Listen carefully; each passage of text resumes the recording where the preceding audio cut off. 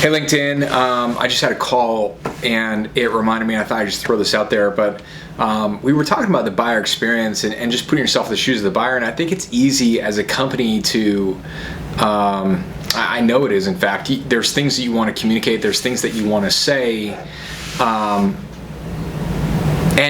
things you want to happen, like even from a marketing standpoint, you want to, capture their email and capture this and control it, but I think that in many cases, putting myself in the shoes of a buyer, like when I'm looking at things, whether I'm looking to buy a program or a software, whatever, the reality is, let's say I saw an ad on LinkedIn. This happened to me the other day. I saw an ad on LinkedIn. I did have an interest. I was like, oh, that's kind of cool. Let me check this out. And then I click on the ad. I literally click on the ad. I go to the page. It says, check out the demo. I actually wanted to watch it. I click on it. This big gated fill-in form shows up on the left. It's like, I don't want to look, like I don't want to, I'm not at that stage. I'm not that vested. I'm not that interested, like I'm not at that stage. It's too early in the sales cycle. So I bounced out of there, and I'm like, as a buyer, I'm thinking, what a waste. What a waste, because you should take it further, allow it to go further, and allow the buyer to have a pleasant experience, get educated, understand, and have confidence in it, and naturally progress in the sales cycle. And yes, that means that maybe you're going to have to skip out on capturing the contact metric or capturing the blah blah blah or their email or whatever, but it's like too premature in the cycle. And if it were up to me, pretty much everything would be ungated, and you would just, when you look at the sales cycle, just mirror the natural behavior of the buyer, like that natural flow of the buyer. Like put yourself in the shoes of the buyer and what do they want to happen, and allow them to naturally progress through the sales cycle, and allow them to naturally arrive at the Zoom call, at the discovery call, whatever you want to say, but educated, interested, vested, so that can go better. Now you have a better discovery call, which leads to a better sales cycle.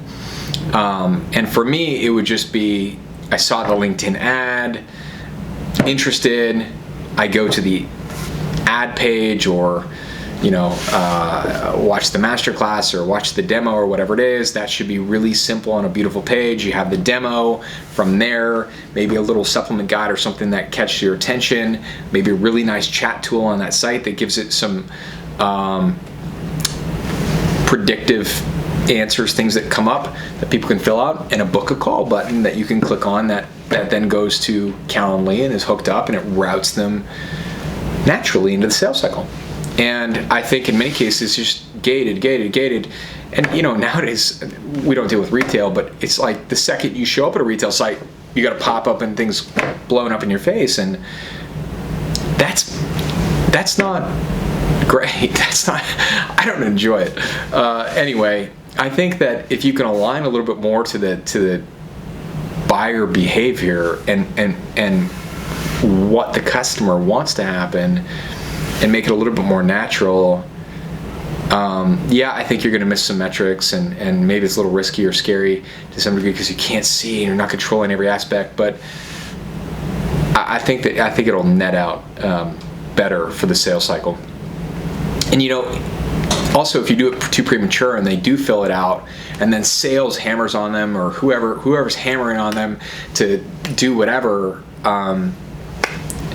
they might not be the right person, they might not be interested, and they might be at the right stage. But if you allow it to naturally progress through, I think you have a better buyer overall and a better sales cycle overall. So something to think about. At least that's how I am. Love to hear any comments on it below. Okay, thanks.